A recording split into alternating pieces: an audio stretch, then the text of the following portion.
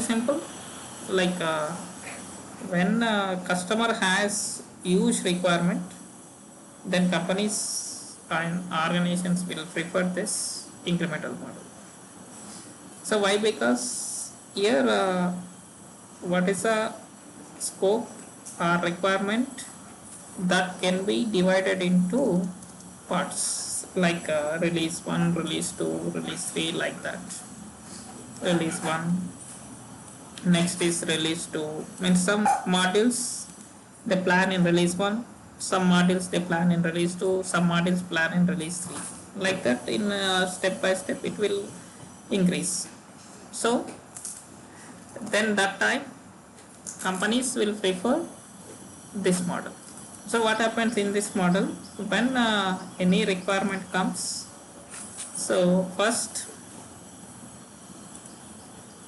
of all companies will create one flow. Companies will create one flow like this. So like first they'll gather some information, so that we can say as SRG, so software requirement gathering. So first they will gather some requirements, so from these requirements they'll go with the analysis. Then after this analysis they'll design that system. After this design they go for the coding. After that it goes for testing, then it goes for release,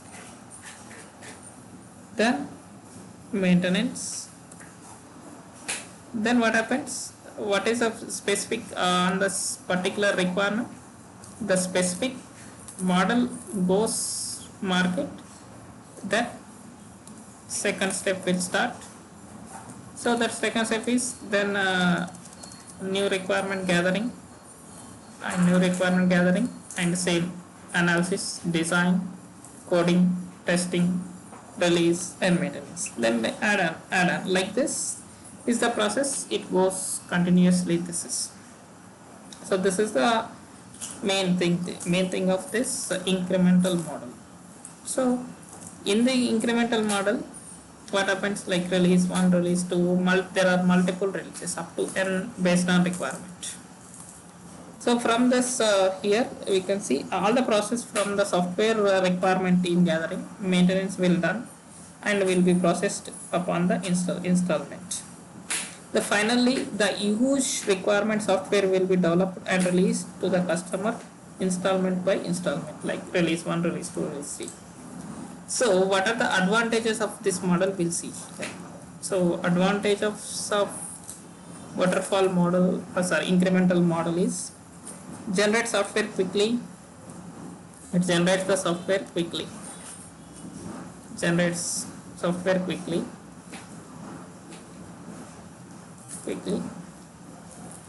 Early during the software life cycle, like it follows the software life cycle and it produces this.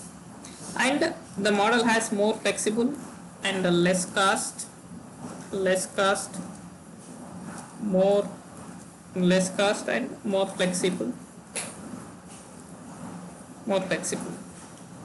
and it changes because they already know this. In future there maybe changes will come, like previous model we seen that there is a requirement is not clear, add-on requirements, it should be the huge problem, but in this model it should not be. So this way we can go this. And the next, it is easier to test and debug the smaller iterations. Testing easy because every iteration has, like release 1, release 2 has some small requirements, so that based on the requirements they will add one by one and they'll test, and the iterations also easy for the testing team also. This model customer can respond each build, so every release customer has to accept this.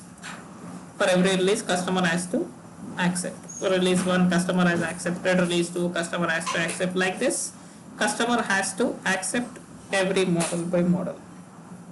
And then lower initial delivery cost. So it's a delivery cost also less because it's having the less time, because splitting the requirement into multiple, so it's this cost also less.